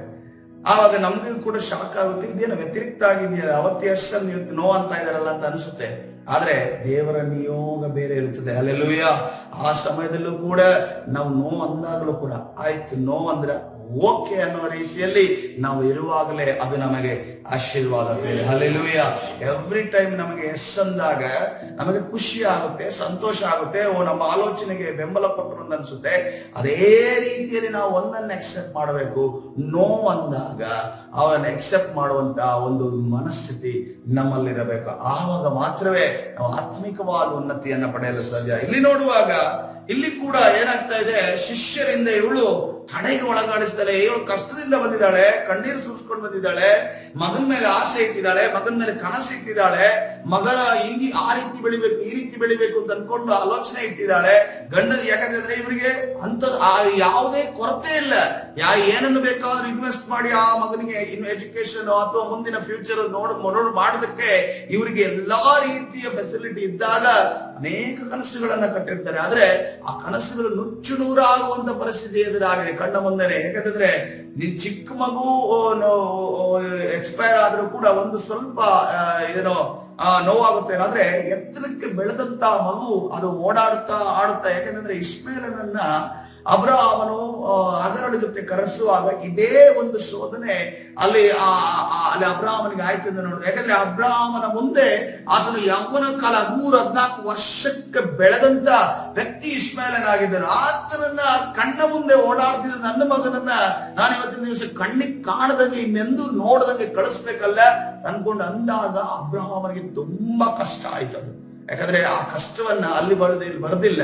ಆದ್ರೆ ಯೆಶಾಯ ಗ್ರಂಥದಲ್ಲಿ ಅದರ ವಿಚಾರವಾಗಿ ಆತನು ಯಾವ ರೀತಿಯಲ್ಲಿ ನೋವುಪಟ್ಟ, ಯಾವ ರೀತಿಯಲ್ಲಿ ಕಷ್ಟಪಟ್ಟ, ಯಾವ ರೀತಿಯಲ್ಲಿ ಅರ್ಥ ಅವನು ಅದನ್ನೆಲ್ಲವನ್ನ ಬರೆಯಲ್ಪಟ್ಟಿದೆ ಹಿಸ್ಟ್ರಿಯಲ್ಲಿ. ಅದಕ್ಕೋಸ್ಕರವಾಗಿ ಇಲ್ಲಿ ಅದೇ ರೀತಿಯ ಒಂದು ಸಿಚುವೇಶನ್ ಈಕೆ ಮತ್ತು ಆ ಒಂದು ವ್ಯಕ್ತಿ ಅವರು ಹೊರಡ್ತಿದ್ದಾರೆ. ಅಲ್ಲಿ ತದನಂತರ ನಾವು ನೋಡ್ತಾ ಇದ್ದೇವೆ ಮೊದಲನೇ ಅರಸುಗಳ ಪುಸ್ತಕ 4ನೇ 26ನೇ ವಚನದಲ್ಲಿ ಅವಾಗ ಆ ಶೂನ್ಯಮೇ ಸ್ತ್ರೀನ ಅದಕ್ಕಿಂತ ಮುಂಚೆ ಎಲಿಷಾ ನೋಡಿದ ಕೂಡಲೇ ಆಕೆಯನ್ನು ಹೋಗಿ ಕೇಳು, ಆಕೆ ಚೆನ್ನಾಗಿದ್ದಾಳ ಏನೋ ಅಂತ. ಯಾಕೆಂದ್ರೆ ನಾವು ಅನೇಕ ಬಾರಿ ನೋಡ್ತೀವಿ ಈ ಆತ್ಮಿಕವಾಗಿ ಹೆಚ್ಚಾಗಿ ಕನೆಕ್ಟ್ ಆಗಿರೋರ ಜೊತೆ ಅಥವಾ ದೇವರನ್ನ ಹೆಚ್ಚಾಗಿ ಪ್ರೀತಿಸೋರ ಜೊತೆ ನೀವು ಗಮನಿಸಿರ್ಬೋದು, ಅವ್ರು ಬಂದ ಕೂಡಲೇ ಅವ್ರ ಹತ್ರ ಮಾತಾಡಿಸದೇ ಇದ್ರೆ, ಅವರನ್ನ ವಿಚಾರಿಸದೇ ಇದ್ರೆ, ಅವರಿಗೆ ಒಂದು ಪ್ರೈಸ್ ದಿ ಲಾರ್ಡ್ ಅಂತ ಹೇಳದೇ ಇದ್ರೆ ನಮ್ಗೆ ತಡೆಯಕ್ಕೆ ಆಗೋದಿಲ್ಲ. ಅಷ್ಟು ಆ ರೀತಿಯಲ್ಲಿ ನಮಗೆ ಒಳಗಡೆ ಬಬ್ಲಿಂಗ್ ಸ್ಟಾರ್ಟ್ ಆಗಿರುತ್ತೆ. ಅದಕ್ಕೋಸ್ಕರ ಒಂದು ಸಾರಿ ಅವ್ರ ಹತ್ರ ಹೋಗಿ ಮಾತಾಡ್ಬರೋಣ, ಏನ್ ಕತೆ, ಯಾಕೆ ಬಂದಿದ್ದಾರೆ ಅನ್ನೋದನ್ನ. ಯಾಕಂದ್ರೆ ಕಷ್ಟದಲ್ಲಿರುವವರು, ನೋವಲ್ಲಿರೋ, ಕಣ್ಣೀರಿನಲ್ಲಿರುವವರನ್ನ ನಾವು ಸ್ಪಂದಿಸಬೇಕು. ಆ ರೀತಿಯ ಸ್ಪಂದಿಸುವಂತ ಹೃದಯ ನಮ್ಮಲ್ಲಿ ಇದೆ ಅಂತಂದ್ರೆ ಅದು ದೇವರ ಹೃದಯ ಆಗಿದೆ. ಹಲ್ಲೆಲೂಯಾ. ಇಲ್ಲಿ ಗೇಜಿ ಏನ್ ಮಾಡ್ತಾ ಇದ್ದಾನೆ, ನಿಯಮಗಳನ್ನ ಪಾಲಿಸ್ತಾ ಇದ್ದಾನೆ. ಇಲ್ಲಿ ಪ್ರವಾದಿ ಏನ್ ಮಾಡ್ತಾ ಇದ್ದಾನೆ, ಎಲಿಷನ್ ಏನ್ ಮಾಡ್ತಾ ಇದ್ದಾನೆ, ದೇವರ ಒಂದು ಚಿತ್ತವನ್ನ ನೆರವೇರಿಸಲಿಕ್ಕೆ ಮುಂದಾಗ್ತಾನೆ. ಬೆಟ್ಟದ ಮೇಲಿನ ದೇವರ ಮನುಷ್ಯನು ಬಳಿಗೆ ಬಂದು ಅವನ ಪಾದಗಳನ್ನು ಹಿಡಿದಳು. ಏನ್ ಮಾಡ್ತಿದ್ದಾಳೆ, ಇವನು ಬಿಡದೆ ಇರೋದನ್ನ, ಇವನು ತಡೆ ಮಾಡ್ತಿರೋದನ್ನ ನೋಡಿ ಇವಳು ಏನ್ ಮಾಡ್ತಾ ಇದ್ದಾಳೆ, ಹೋಗಿ ಬಂದು ಪಾದನ್ನ ಹಿಡಿದು ಬಿಡ್ತಾಳೆ. ಹಿಡಿದ ನಂತರ ಗೇಜಿಯು ಆಕೆಯನ್ನು ದೂಡುವುದಕ್ಕೆ ಹತ್ತಿರ ಬರಲು ದೇವರ ಮನುಷ್ಯನು ಅವನಿಗೆ, ಬಿಡು, ಆಕೆಯ ಮನಸ್ಸಿನಲ್ಲಿ ಬಹು ದುಃಖವಿರುವ ಹಾಗೆ ತೋರುತ್ತದೆ. ಯೆಹೋವನು ಆಕೆಯ ದುಃಖವನ್ನು ನನಗೆ ಪ್ರಕಟಿಸಲಿಲ್ಲ, ಮರೆ ಮಾಡಿದ್ದಾನೆ ಎಂದು ಹೇಳಿದನು. ಹಲ್ಲೆಲೂಯಾ. ಎಲ್ಲಾ ವಿಚಾರವನ್ನ ತಿಳಿದುಕೊಂಡಿದ್ದಂತ ದೇವರ ಪ್ರವಾದಿ ಈ ವಿಚಾರವನ್ನು ತಿಳಿದುಕೊಂಡು, ಯಾಕೆಂದ್ರೆ ಎಲ್ಲವನ್ನ ತಿಳಿದಿರುವ ಆತನು ಒಬ್ಬನೇ, ಆತನು ದೇವರಾಗಿದೆ. ಹಲ್ಲೆಲೂಯಾ. ಆತನಿಗೆ ಇಷ್ಟ ಇದ್ರೆ ತಿಳಿಸ್ಬೇಕು ಅಂತ ಇಷ್ಟ ಇದ್ರೆ ಮಾತ್ರವೇ ತಿಳಿಸ್ತಾನೆ, ಇಲ್ಲಾಂದ್ರೆ ತಿಳಿಸೋದಕ್ಕೆ ಹೋಗೋದಿಲ್ಲ. ಯಾಕೆಂದ್ರೆ ಕೆಲವು ಸೀಕ್ರೆಟ್ಸ್ ನ ದೇವರು ತಿಳಿಸೋದಕ್ಕೆ ಸೇವಕರಿಗೂ ಕೆಲವು ಸರಿ ಮರೆ ಮಾಡ್ತಾನೆ. ಯಾಕೆಂದ್ರೆ ನೋಡುವಾಗ ಆ ಒಂದು ವ್ಯಕ್ತಿಯ ಒಂದು ಮಾನ ಮರ್ಯಾದೆ ಮತ್ತು ಅದೇ ರೀತಿಯಲ್ಲಿ ಒಂದು ಘನತೆ ಮತ್ತು ಜನರನ್ನ ಫೇಸ್ ಮಾಡೋದಕ್ಕೆ ಯಾವುದೇ ಕಷ್ಟಕರ ಅಥವಾ ಸಭೆಗೆ ಬರುವುದಕ್ಕೆ ಯಾವುದೇ ಕಷ್ಟಕರ ಅವರಿಗೆ ಆಗದೇ ಇರಲಿ ಅನ್ನೋದಕ್ಕೋಸ್ಕರ ಮಾತ್ರವೇ ದೇವರು ಏನ್ ಮಾಡ್ತಾರೆ, ಆ ಸೀಕ್ರೆಟ್ಸ್ ನ ಯಾರಿಗೂ ತೋರಿಸೋದಿಲ್ಲ. ಅದೇ ಸೀಕ್ರೆಟ್ಸ್ ಆಗೇ ಇರ್ತದೆ. ಫಾರ್ ಎಕ್ಸಾಂಪಲ್ ದಾನಿಯೇಲನ ವಿಚಾರ ನೋಡ್ರಿ, ದಾನಿಯೇಲನ ವಿಚಾರ ಬೇರೆ ಯಾರಿಗಾದ್ರೂ ಪ್ರಕಟಿಸಬೇಕಾಗಿತ್ತು, ಅಥವಾ ದಾನಿಯೇಲನಿಗೆ ನಾನು ಹಿಂಗೆ ಹೇಳಿದ್ದೆ, ನಿನ್ಗೂ ಹಿಂಗೆ ಹೇಳ್ತಾ ಇದ್ದೀನಿ ಅಂತ ಅನ್ಕೊಂಡು ಹೇಳಬೇಕಾಗಿತ್ತು. ಆದ್ರೆ ಎಲ್ಲೂ ಕೂಡ ಆ ರೀತಿಯಲ್ಲಿ ಬರೆದಿಲ್ಲ. ದಾನಿಯೇಲನೇ, ಈ ಸುರುಳಿಗಳನ್ನು ನೀನು ತಿನ್ನು, ಇದು ಸೀಕ್ರೆಟ್ ಆಗಿರಬೇಕು, ಇದು ಅಂತ್ಯ ಕಾಲದಲ್ಲಿ ಪ್ರಕಟವಾಗುವ ಒಂದು ವಿಚಾರ. ಆದ್ರೆ ಶಾಸ್ತ್ರಿಗಳು ಹೇಳ್ತಾರೆ, ದಾನಿಯೇಲನಿಗೆ ಹೇಳಿದಂತ ವಿಚಾರಗಳು ಯೋಹಾನನಿಗೆ ಪ್ರಕಟವಾಯಿತು ಅಂತ ಅನ್ಕೊಂಡು ಹೇಳಿದೆ. ಆದ್ರೆ ಅದರಲ್ಲಿ ಯಾವುದೇ ರೀತಿಯಲ್ಲಿ ಎಕ್ಸಾಕ್ಟ್ಲಿ ಪ್ರೂಫ್ ಕೊಟ್ಟಿಲ್ಲ. ದಾನಿಯೇಲನಿಗೆ ನಾನು ಇದೇ ಹೇಳಿದ್ದೀನಿ, ಇದು ಯೋಹಾನನಿಗೆ ನಾನು ಪ್ರಕಟವಾಗಿದೆ ಅಂತ ಅನ್ಕೊಂಡು ಎಲ್ಲೂ ಕೂಡ ಸತ್ಯವೇದದಲ್ಲಿ ಬರೆದಿಲ್ಲ, ಯಾವ ಬುಕ್ ಅಲ್ಲೂ ಕೂಡ ಬರೆದಿಲ್ಲ. ಅದಕ್ಕೋಸ್ಕರವಾಗಿ ಸಮಟೈಮ್ಸ್ ಕೆಲವು ವಿಚಾರಗಳನ್ನ ದೇವರು ಸೀಕ್ರೆಟ್ ಆಗಿ ಇಟ್ಟು ಬಿಟ್ಟಿದ್ದಾನೆ. ಆ ಸೀಕ್ರೆಟ್ ಆಗಿಟ್ಟದ್ದು ಅದು ಬಹಳ ಪ್ರಾಮುಖ್ಯ. ನಮ್ಮ ಜೀವಿತದಲ್ಲಿ ಅದೇ ದೇವರ ಪ್ರಭಾವ ಎಂದು ನಾವು ನೋಡ್ತೇವೆ. ಸತ್ಯವೇದದಲ್ಲಿ ಸೀಕ್ರೆಟ್ ಆಗಿ ರಹಸ್ಯವಾಗಿ ಇಡೋದು ಅದು ದೇವರ ಪ್ರಭಾವ. ಯಾಕಂತಂದ್ರೆ ರಹಸ್ಯವಾಗಿ ಇಡದೆ ಹೋದ್ರೆ ಆಲೋಚನೆ ಮಾಡ್ರಿ, ನಾವೇ ಸೇವಕರು ಬರುವಂತ ರಹಸ್ಯಗಳನ್ನೆಲ್ಲ ಟಮ್ ಟಮ್ ಟಮ್ ಅಂತ ಅನ್ಕೊಂಡು ಹೊಡಿತಾ ಹೋದ್ರೆ ನಮ್ಮ ಸಭೆಯ ಒಬ್ಬೊಬ್ಬರ ಮರ್ಯಾದೆ ಎಲ್ಲೆಲ್ಲೆಲ್ಲ ಹಾರೋಗ್ತದೆ. ಅದಕ್ಕೋಸ್ಕರವಾಗಿ ಅಂತವನು ಸೇವಕನಾಗ ಆಗೋದಿಲ್ಲ, ಅಂತವನು ಸೇವಕನಾಗಿ ನಿಲ್ಲೋದಕ್ಕಾಗೋದಿಲ್ಲ. ದೇವರು ಮಾಡೋದೇ ಇಲ್ಲ. ಒಂದು ವೇಳೆ ಕೊಟ್ಟಿದ್ರು ಕೂಡ ಅದು ತೆಗೆದುಕೊಳ್ಳುವಂತ ಪರಿಸ್ಥಿತಿ ಎದುರಾಗುತ್ತೆ. ಅದಕ್ಕೋಸ್ಕರವಾಗಿ ರಹಸ್ಯವನ್ನ ಇಡೋದು ಬಹಳ ಪ್ರಾಮುಖ್ಯ. ಇಲ್ಲಿ ನಾವು ನೋಡ್ತಾ ಇದ್ದೇವೆ, ಮರೆ ಮಾಡಿದ್ದಾನೆ ಎಂದು ಹೇಳಿದನು. 2ನೇ ಅರಸುಗಳ ಪುಸ್ತಕ 4ನೇ 31ನೇ ವಚನ ಹೋಗೋಣ, ಯಾಕಂದ್ರೆ ಸಮಯ ಕಡಿಮೆ ಆಗಿದೆ, ಮುಂದೆ ಹೋಗೋಣ. ಆದ್ದರಿಂದ ಹಿಂದಿರುಗಿ ಹೋಗಿ ಎಲೀಷನನ್ನು ಎದುರುಗೊಂಡು ಹುಡುಗನು ಎಚ್ಚರವಾಗಲಿಲ್ಲ ಅಂದನು. ಅಂದ್ರೆ ಇದಕ್ಕಿಂತ ಮುಂಚೆ ಆತನ ಶಿಷ್ಯನಿಗೆ ಹೇಳ್ತಾರೆ, ಈ ಒಂದು ಕೋಲ್ ತಗೋ, ನಂದು ಆತನ ತಲೆಯ ಮೇಲೆ ಇಡು. ನೀನು ಅಲ್ಲಿ ಹೋದಂತ ಸಂದರ್ಭದಲ್ಲಿ ನೀನು ಯಾರಿಗೂ ವಿಶ್ ಮಾಡಬಾರ್ದು, ಯಾರಿಗೂ ಕೂಡ ವಿಶ್ ತಗೋಬಾರ್ದು. ಯಾರು ಎಲ್ಲೂ ಕಿಲ್ಲು ನೋಡದೆ ನಾನು ಹೇಳುವಷ್ಟು ಮಾಡಿ ಬರ್ಬೇಕು ಅಂತ ಅನ್ಕೊಂಡು ಹೋಗಿ ಮಾಡ್ತಾನೆ ಆ ಕಾರ್ಯನ. ಆದ್ರೆ ಯಾವ ಕಾರ್ಯನ ಅಲ್ಲಿ ನಡೆಯೋದಿಲ್ಲ. ಎಲೀಷನು ಆ ಮನೆಯನ್ನು ಮುಟ್ಟಿದಾಗ ಸತ್ತ ಹುಡುಗನು ತನ್ನ ಮಂಚದ ಮೇಲೆ ಇಡಲ್ಪಟ್ಟಿರುವುದನ್ನು ಕಂಡು ಯಾರೂ ಒಳಗೆ ಬಾರದಂತೆ ಆ ಕೋಣೆಯ ಬಾಗಲನ್ನು ಮುಚ್ಚಿಕೊಂಡು ಯೆಹೋವನನ್ನು ಪ್ರಾರ್ಥಿಸಿದನು. ಈಗ ಏನ್ ಮಾಡ್ತಿದ್ದಾನೆ, ಕೊನೆಗೆ ಪ್ರವಾದಿಯೇ ಒಂದು ಪ್ರಾರ್ಥನೆ ಮಾಡುವಂತ ಪರಿಸ್ಥಿತಿ ಎದುರಾಗ್ತದೆ. ಸೇವಕ ಏನ್ ಮಾಡಿದ್ರು ಕೂಡ ಅಲ್ಲಿ ಏನೂ ಆಗ್ತಾ ಇಲ್ಲ.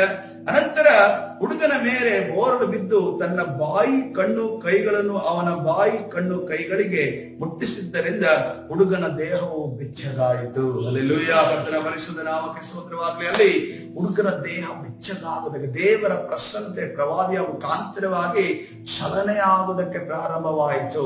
ಅದನ್ನ ಆ ಬಾಯಿಗೆ ಬಾಯಿ ಕೊಟ್ಟು, ಆಕ್ಚುಲ್ ಆಗಿ ನನ್ಗೇನೋ ಗೊತ್ತಿಲ್ಲ, ಬಟ್ ಅಂದ್ರೆ CPR ಅಂತಾರ, CPR ಅನ್ನೋದು ಏನು ಮೆಡಿಕಲ್ ಡಿಪಾರ್ಟ್ಮೆಂಟ್ ಅಲ್ಲಿ ಏನಿದೆ, ಬಾಯಿಗೆ ಬಾಯಿ ಕೊಟ್ಟು ಉಸಿರನ್ನ ಕೊಡೋದು ನನಗೆ ಗೊತ್ತಿಲ್ಲ, ಇಲ್ಲಿಂದ ಸ್ಟಾರ್ಟ್ ಆಗಿದೆ ನಂಗೆ ಗೊತ್ತಿಲ್ಲ. ಆದ್ರೆ ಇಲ್ಲಿ ಅದೇ ಒಂದು ಕಾರ್ಯ ನಡೀತಾ ಇದೆ. ಬಟ್ ಅಲ್ಲಿ ಉಸಿರು ಯಾವುದು ಮನುಷ್ಯನ ಉಸಿರು ಮಾತ್ರ ಹೋಗ್ತಾ ಇಲ್ಲ, ಪ್ರವಾದಿಯ ಮುಖಾಂತರ ದೇವರ ಉಸಿರು ಅಲ್ಲಿ ಒಳಗೆ ಹೋಗ್ತದೆ. Hallelujah, hallelujah.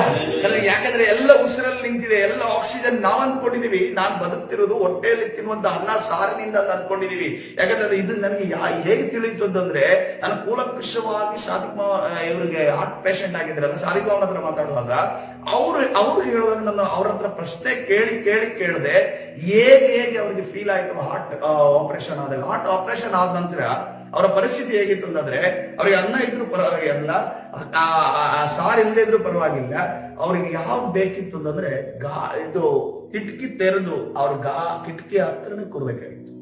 ಮೊನ್ನೆ ಕೂಡ ಅವ್ರಿಗೆ ಕೂತಿದ್ರು, ಅವರಿಗೆ ಸಫೋಕೇಶನ್ ಫೀಲ್ ಆಗ್ತಾ ಇತ್ತು. ಅವ್ರು ಹೊರಗಡೆ ಹೋದಾಗ ನಾರ್ಮಲ್ ಅದು ಅಂದ್ರೆ ಗಾಳಿಯಲ್ಲಿ ದೇವರು ಆಹಾರ ಇಟ್ಟಿದ್ದಾನೆ ನೋಡಿ. ಸಸ್ಯವನ್ನ ನೋಡ್ರಿ, ಇಂಗಾಲದ ಡೈಆಕ್ಸೈಡ್ ಅದು ಅದಕ್ಕೆ ಆಹಾರ, ಅದು ತಿನ್ನುತ್ತೆ. ಅದು ತಿಂದ ನಂತರನೇ ಫಲಗಳು ಬರೋದು. ಅದೇ ರೀತಿಯಲ್ಲಿ ಆಕ್ಸಿಜನ್ ಅನ್ನೋದು ನಾವು ಅಂದುಕೊಂಡಿದೀವಿ, ನಾನು ಉಸಿರಾಡೋದಕ್ಕೆ ಬೇಕಾಗಿರೋ ಗಾಳಿ ಅಂದುಕೊಂಡಿದೀವಿ. ಅದು ಗಾಳಿ ಅಲ್ಲ, ಅದು ದೇವರು ನಮಗೆ ಕೊಟ್ಟಿರುವಂತಹ ಇಂಪಾರ್ಟೆಂಟ್ ಆಗಿರೋ ಆಹಾರ. ಹಲ್ಲೆಲೂಯಾ. ಗಾಳಿಯಿಂದ ಅದು ನಮ್ಮ ದೇಹ ಏನು ಜೀವಂತವಾಗಿ ಇರುವಂತದ್ದಾಗಿದೆ. ಅದಕ್ಕೋಸ್ಕರವಾಗಿ ಇಲ್ಲಿ ನೋಡ್ರಿ, ಗಮನಿಸಿರಿ, ಅದೇ ಕಾರ್ಯ ಪ್ರವಾದಿಯ ಮುಖಾಂತರವಾಗಿ ಆ ಹುಡುಗನ ಮೇಲೆ ನಡೀತಾ ಇದೆ. ಹುಡುಗನ ಮೇಲೆ ನಡೆಯುವಾಗ ಅವನ ದೇಹ ಬೆಚ್ಚಗಾದ್ರೂ ಕೂಡ ಅಲ್ಲಿ ಹೇಳಿಲ್ಲ ಅವನು ಎದ್ದು ನಿಂತ ಅಂತ ಅನ್ಕೊಂಡು ಹೇಳಿಲ್ಲ. ಕೆಲವು ನಿಯೋಗಗಳನ್ನ ನಾವಿಲ್ಲಿ ಅರ್ಥ ಮಾಡ್ಕೋಬೇಕಾಗಿದೆ. ಇನ್ನು 2 ನಿಮಿಷದಲ್ಲಿ ನನ್ನ ಸಂದೇಶವನ್ನು ಮುಗಿಸ್ತೇನೆ. ಇಲ್ಲಿ ನಾವು ಹಿಚ್ಕಿಯನ ಕಾಲದಲ್ಲಿ ನೋಡ್ತೀವಿ, ಹಿಚ್ಕಿಯ ರೋಗದಲ್ಲಿ ಮಲಗಿರುವಂತ ಸಂದರ್ಭದಲ್ಲಿ ಆತನಿಗೆ ಏನ್ ಪ್ರವಾದನೆ ಮೊದಲೇದು ಬರುತ್ತೆ, ನೀನ್ ನಿನ್ನೆಲ್ಲ ಮನೆಗಳನ್ನ ಎಲ್ಲ ಪ್ಯಾಕ್ ಮಾಡ್ಕೋ, ನೀನು ರೆಡಿ ಆಗು ಅಂತ ಅನ್ಕೊಂಡು ಹೇಳಿದ್ರು. ಅಷ್ಟರಲ್ಲಿ ಅವನೇನ್ ಮಾಡ್ತಾನೆ, ದೇವರ ಸನ್ನಿಧಿಯಲ್ಲಿ ಗೋಡೆಗೆ ತೆಗೆದುಕೊಂಡು ಅವನು ಕ್ಷಮೆಯನ್ನು ಯಾಚಿಸ್ತಾನೆ. ಆವಾಗ ಅದೇ ಯೆಶಾಯ ಪ್ರವಾದಿ ಇನ್ನೇನು ಮನೆಗೆ ಬಿಟ್ಟು ಹೋಗ್ಲಿಲ್ಲ. ಅವನು ಹೋಗುವಷ್ಟೇ ಅಂದ್ರೆ ಒಂದು ನಿಮಿಷಗಳು ನಡೆದಿದೆ ಏನೋ, ತಿರುಗಿ ಬಂದು ಮತ್ತೆ ಹೇಳ್ತಂದ್ರೆ, ನೀನು ಸಾಯೋದಿಲ್ಲ, ನಿನಗೆ ದೇವರು ಮತ್ತೆ ಜೀವನ ಮಾಡೋದಕ್ಕೆ ಒಂದು ಅವಕಾಶವನ್ನ ಕೊಟ್ಟಿದ್ದಾರೆ. ಹಲ್ಲೆಲೂಯಾ. ಆದ್ರೆ ಅವಕಾಶವನ್ನ ಕೊಟ್ಟಿದ್ದಾರೆ, ಆದ್ರೆ ಆರೋಗ್ಯವನ್ನು ನೋಡುವಾಗ ಆತನ ಆ ಒಂದು ಗಾಯಕ್ಕೆ ಅಂಜೂರದ ಉಂಡೆಯನ್ನು ತಂದಿಟ್ಟ ಎಂದು ನಾವು ನೋಡ್ತಾ ಇದ್ದೀವಿ. ಇಲ್ಲಿ ಒಂದು ಆರೋಗ್ಯವನ್ನು ಸ್ವಸ್ಥತೆಯನ್ನು ಕೊಡುವಂತ ಒಂದು ಬೇರೆ ರೀತಿಯ ಮೆಥಡ್ ಅನ್ನು ನಾವು ಗಮನಿಸ್ತೇವೆ. ನಾಮಾನನನ್ನು ನೋಡುವಾಗ ಎಲೀಷನು ಅಲ್ಲಿ ಇದಕ್ಕಿಂತ ಮುಂಚೆ ನಡೆದಿರುವಂತಹ ಅದ್ಭುತಗಳಲ್ಲಿ ನೀನು ಸ್ವಸ್ಥವಾಗು ಅಂತ ಹೇಳಬಹುದಿತ್ತು, ನಿನ್ನ ಕುಷ್ಠರೋಗ ಗುಣ ಆಯ್ತು ಅಂತ ಅನ್ಕೊಂಡು ಹೇಳಬಹುದಿತ್ತು. ಆದ್ರೆ ನಾಮಾನನಿಗೆ ಹೇಳ್ತಾ ಇದ್ದೆ, ನೀನು ಹೋಗಿ 7 ಬಾರಿ ಯೋರ್ದಾನ್ ಹೊಳೆಯಲ್ಲಿ ಮುಳುಗಿ ಹೇಳ್ಬೇಕು. ಇನ್ನೊಂದು ನೋಡಿದ್ರೆ ಕುರುಡನನ್ನ ಯೇಸು ಕ್ರಿಸ್ತನ ಏನ್ ಮಾಡ್ತಾ ಇದ್ದಾರೆ, ಎಲ್ಲಾ ಸಮಯದಲ್ಲಿ ನಿಮಗೆ ಕಣ್ಣು ಬರ್ಲಿ, ಕಣ್ಣು ನೋಡು, ಈಗ ಬಾರ್ತಲೋನೆಲ್ಲ ನೋಡುವಾಗ ನೀನು ನೋಡುವವನಾಗು ಅನ್ಕೊಂಡು ಕಣ್ಣನ್ನು ಮುಟ್ಟಿ ಸ್ವಸ್ಥ ಮಾಡಿದ್ರು. ಆದ್ರೆ ಒಬ್ಬನಿಗೆ ಹೇಳ್ತಾರೆ, ನೀನು ಹೋಗಿ ಇದು ಏನೋ ಉಗುಳಿನಿಂದ ಅಲ್ಲಿ ನೀರನ್ನ ಎಣ್ಣೆ ಮಣ್ಣನ್ನ ನೆನೆಸಿ ಅದನ್ನ ತೆಗೆದು ಕಣ್ಣಿಗೆ ಹಚ್ಚಿ ಇದನ್ನ ಶಿಲೋವಿನ ಕೊಳಗೆ ಹೋಗಿ ಇನ್ನು ತೊಳೆದುಕೋ, ಕೊಳಕ್ಕೆ ತೊಳೆದುಕೊಂಡ ನಂತರ ಅವನಿಗೆ ಸ್ವಸ್ಥತೆ ಆಯಿತು. ಈ 3 ಎಕ್ಸಾಂಪಲ್ ನಾವು ಯಾವ ರೀತಿ ಗಮನಿಸಬಹುದು ಅಂದ್ರೆ, ಕೆಲವು ಸಾರಿ ಸ್ವಸ್ಥತೆ ನಡೆಯುವಾಗ ಆ ವ್ಯಕ್ತಿಗಳ ವಿಧೇಯತೆಯನ್ನ ದೇವರು ಎಕ್ಸ್ಪೆಕ್ಟ್ ಮಾಡ್ತಾ ಇದ್ದಾರೆ. ಹಲ್ಲೆಲೂಯಾ. ವಿಧೇಯತೆಯನ್ನ ಎಕ್ಸ್ಪೆಕ್ಟ್ ಮಾಡ್ತಾರೆ, ಅಥವಾ ಮಾನಸಾಂತರವನ್ನ ಎಕ್ಸ್ಪೆಕ್ಟ್ ಮಾಡ್ತಾರೆ. ಯಾಕಂದ್ರೆ ಹಿಜ್ಕೀಯನ ಜೀವಿತದಿಂದ ದೇವರು ಏನು ಬಯಸಿದ್ದು? ಮಾನಸಾಂತರವನ್ನ ಬಯಸಿದ್ರು. ನಾಮಾನನ ಜೀವಿತದಿಂದ ಏನನ್ನ ಬಯಸಿದ್ರು? ಅವನು ಸೇನಾಧಿಕಾರಿ ಆದ್ರೂ ಕೂಡ, ಅನ್ಯ ದೇಶಸ್ಥನಾದ್ರೂ ಕೂಡ, ಸರ್ವಶಕ್ತನಾದ ದೇವರ ಮುಂದೆ ಬರುವಾಗ ಅವನು ತಲೆ ಬಗ್ಗಿಸಬೇಕು, ಅದೇ ವಿಧೇಯನಾಗಬೇಕು ಅಂತ ಬಂತು. ಕುರುಡನ ವಿಚಾರ ಬಂದಾಗ, ಯಾವೊಂದು ದರ್ಶನ ಬಂದಾಗಲೂ ಕೂಡ ಈತನಿಗೆ ಯಾವ ಇದರಿಂದ ಕೂಡ ಬಂದಿಲ್ಲ. ಯಾವ ಕಾರ್ಯಕ್ಕಾಗಿ ಬಂತಿದ್ದು? ದೇವರ ಅದ್ಭುತ ಕಾರ್ಯಗಳು, ಮಹಿಮೆಯ ಕಾರ್ಯಗಳು ಕಾಣಬರುವುದಕ್ಕೋಸ್ಕರವಾಗಿ. ಅಲ್ಲಿ ಇನ್ನೊಂದು ಹೇಳ್ತಾರೆ, ಅದು ಮೆಡಿಸಿನ್ ನ ಒಂದು ಸಿಂಬಲೈಸ್ ಆಗಿ ತೋರಿಸುತ್ತೆ ಅನ್ನೋದನ್ನ ನಾವು ಗಮನಿಸಬಹುದು. ಅದಕ್ಕೋಸ್ಕರವಾಗಿ ಈ 3 ವಿಚಾರಗಳು ನಮ್ಮ ಕಣ್ಣ ಮುಂದೆ ಅದೇ ಒಂದು ಕಾರ್ಯ ಇಲ್ಲಿ ನಡೀತಾ ಇದೆ. ಏನಂತಂದ್ರೆ, ಬಾಡಿ ಬಿಸಿ ಆಯ್ತು, ಆದ್ರೆ ಮಗ ಎದ್ದು ಹೇಳ್ತೀರ. ಮುಂದೆ ಏನ್ ನಡೀತಿದೆ 35ನೇ ವರ್ಷ. ಆಮೇಲೆ ಹುಡುಗನನ್ನು ಬಿಟ್ಟು ಎದ್ದು ಮನೆಯಲ್ಲಿ ತುಸು ಹೊತ್ತು ಅತ್ತಿತ್ತ ಅಡ್ಡಾಡಿ ತಿರುಗಿ ಅವನ ಮೇಲೆ ಬೋರ್ಲ ಬೀಳಲು ಹುಡುಗನು 7 ಸಾರಿ ಸೀತು ಕಣ್ತೆರೆದನು. ಹಲ್ಲೆಲೂಯಾ. ಕರ್ತನ ಪರಿಶುದ್ಧ ನಾಮಕ್ಕೆ ಸ್ತೋತ್ರವಾಗಲಿ. ಅಲ್ಲಿ ಹುಡುಗನ ಕಣ್ತೆರೆದನ್ನ ನಾವು ಗಮನಿಸುತ್ತೇವೆ. ಯಾಕೆ? ಅನೇಕ ಬಾರಿ ಸೈತನ ಶಕ್ತಿಗಳ ಹೋರಾಟ ಇರುತ್ತದೆ. ಆ ಹೋರಾಟದ ನಿಮಿತ್ತವಾಗಿ ಸೈತನವರಿಗೆ ಕಣ್ತೆರೆಯೋದಕ್ಕೆ, ಕೆಲವರು ನೋಡಿ ಕಣ್ಣು ಅವ್ರು ತೆರೆಯೋದೇ ಇಲ್ಲ, ಕೆಲವರು ನೋಡಿ ಬಾಯಿ ಓಪನ್ ಮಾಡೋದೇ ಇಲ್ಲ, ಕೆಲವರು ನೋಡಿ ಅವ್ರ ಅವರಿಗೆ ಹಸು ಆದ್ರೂ ಕೂಡ ತಿನ್ನೋದು ನಿಲ್ಸೋದೇ ತಿನ್ನೋದಕ್ಕೆ ಆಗೋದಿಲ್ಲ, ಅವ್ರಿಗೆ ಏನಾದ್ರೂ ವಾಂತಿ ಮಾಡ್ತಾರೆ. ಕೆಲವರು ತಿಂತಾ ಇರ್ತಾರೆ. ನಮ್ಗೆ ಆಶ್ಚರ್ಯ ಆಗೋದು, ಈ ವ್ಯಕ್ತಿ ಈ ರೀತಿಯಲ್ಲಿ ತಿನ್ನೋದಕ್ಕೆ ಸಾಧ್ಯನಾ ಅಂತ ಅನ್ಕೊಂಡು ಅನ್ಸುತ್ತೆ. ಈ ಎಲ್ಲ ಸೈತಾನ ಕಾರ್ಯಗಳು ಒಬ್ಬರ ಒಳಗಡೆ ನಡೆಯುವಾಗ ದೇವರು ವಿಭಿನ್ನ ರೀತಿಯಲ್ಲಿ ಅವರಿಗೆ ಬಿಡುಗಡೆಯನ್ನ, ಸ್ವಸ್ಥತೆಯನ್ನ ಕೊಡುವ ಆತನಾಗಿದೆ. ನಾವು ಮೆಚ್ಯೂರ್ಡ್ ಇರೋದ್ರೆ ನಾವು ಅರ್ಥ ಮಾಡ್ತೀವಿ. ಕೆಲವರು ಅನ್ಕೋತಾರೆ ಒಂದೇ ಮಾತಲ್ಲಿ ಗುಣ ಆಗುತ್ತೆ ಅಂತಂದ್ರೆ, ಪ್ರಾರ್ಥನೆ ಮಾಡಿದ ಕೂಡಲೇ ಗುಣ ಆಗ್ತದೆ. ಆಗ್ಲೇ ಇಲ್ಲ ಅಂತಂದ್ರೆ ಯಾಕೆ? ಈಗ ನಾವು ಬ್ಲಡ್ ಟೆಸ್ಟ್ ಮಾಡ್ತೀವಿ, ಬ್ಲಡ್ ಟೆಸ್ಟ್ ಟೆಸ್ಟ್ ಮಾಡಿ ರಿಪೋರ್ಟ್ ತಗೊಂಡೋಗಿ ಬರ್ತೀವಿ. ಹಂಗೇನೆ ಕೆಲವರು ರಿಪೋರ್ಟ್ ತಗೊಂಡೋಗಿ ಬರ್ತಾರೆ. ಟೆಸ್ಟ್ ಮಾಡಿ ಎಷ್ಟ ಗ್ರೂಪ್ ಅಂತ ಅನ್ಕೊಂಡು ತಿಳ್ಕೊಳ್ಳೋಣ ಅಂತ ಅನ್ಕೊಂಡ್ಬಿಡ್ತೀವಿ. ಟೆಸ್ಟ್ ಮಾಡಿ ನಿನ್ಗೆ ರಿಪೋರ್ಟ್ ತಗೊಳ್ಳೋದಕ್ಕೆ ನೀನು ಯೇಸು ಕ್ರಿಸ್ತನಲ್ಲಿ ಬರೋದಲ್ಲ, ನೀನು ನಂಬಿಕೆ ಇಟ್ಕೊಂಡು ನನಗೆ ದೇವರ ಆಶೀರ್ವಾದ ಮಾಡ್ತಾರೆ ಅಂತ ಅನ್ನೋದೊಂದು ರೀತಿಯಲ್ಲಿ ಬರಬೇಕು. Hallelujah, hallelujah. ನೀನು ನಂಬಿಕೆಯಿಂದ ಬರುವಾಗ ಮಾತ್ರವೇ ಅಲ್ಲಿ ಕಾರ್ಯಗಳು ನಡೆಯುವಂತಿದೆ.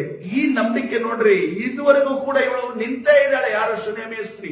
ಇದೆಲ್ಲಾ ಘಟನೆಗಳು, ಇಷ್ಟೆಲ್ಲಾ ಟೈಮ್ಗಳು ಆದರೂ ಕೂಡ ಎಂದು ಕೂಡ ಪ್ರವಾದಿಯ ಮೇಲೆ ಸಿಟ್ಟಾಗಿ ಆಕೆ ಹಿಂದೆ ತಿರುಗಿ ಹೋಗ್ತಾ ಇಲ್ಲ. ಆಕೆ ಈಗಲೂ ಕೂಡ ನನ್ನ ಮಗನನ್ನ ದೇವರು ಬದುಕಿದಲು ಶಕ್ತನಾಗಿದ್ದಾನೆ, ಆತನೇ ನನಗೆ ಕೊಟ್ಟಿರೋದು, ಉಸಿರು ಕೊಟ್ಟಾದರೂ ಉಸಿರು ಉಳಿಸ್ಕೊಳ್ಳಿ ಅನ್ನೋದನ್ನ ಆಕೆ ನಂಬಿಕೆಯಿಂದ ಕೇಳುತ್ತಿದ್ದಾಳೆ. ಹಲ್ಲೆಲೂಯಾ. ಅದೇ ರೀತಿಯಲ್ಲಿ ಇವತ್ತಿನ ದಿವಸವೂ ಕೂಡ ಅನೇಕ ಜನರನ್ನ ದೇವರನ್ನ ಬಿಟ್ಟೋಗಿದ್ದನ್ನ ನೋಡ್ತೇವೆ. ಯಾಕೆ?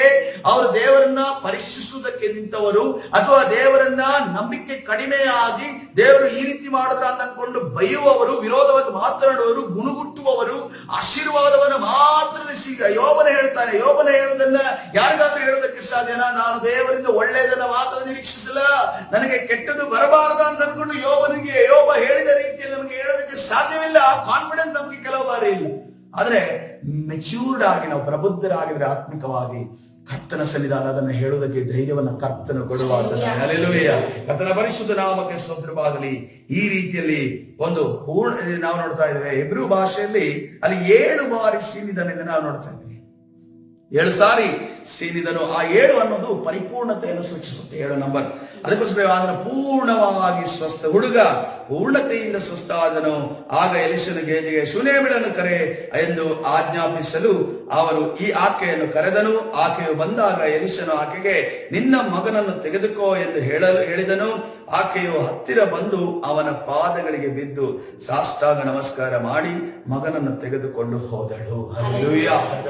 ಒಂದು ಹ್ಯಾಪಿ ಎಂಡಿಂಗ್ ಶೂನೇಮಿಯರ ಜೀವಿತದಲ್ಲಿ ನಡೆಯುತ್ತಿರುವುದನ್ನು ನಾವು ಗಮನಿಸ್ತೇವೆ. ಒಂದನ್ನು ನಾವು ಗಮನಿಸಬೇಕು ಪ್ರೇರೆ, ದೇವರು ಒಂದು ಕುಟುಂಬವನ್ನ, ಒಂದು ವ್ಯಕ್ತಿಯನ್ನು ಆರಿಸಿದಾಗ ಆತನು ಒಂದು ಅದ್ಭುತ ನಡೀತು, ರಕ್ಷಣೆ ಆಯ್ತು, ಬಿಟ್ಟು ಬಿಡೋಣ ಇವನಿಗೆ ಅನ್ನೋ ರೀತಿಯಲ್ಲಿ ಬಿಡುವವನಲ್ಲ.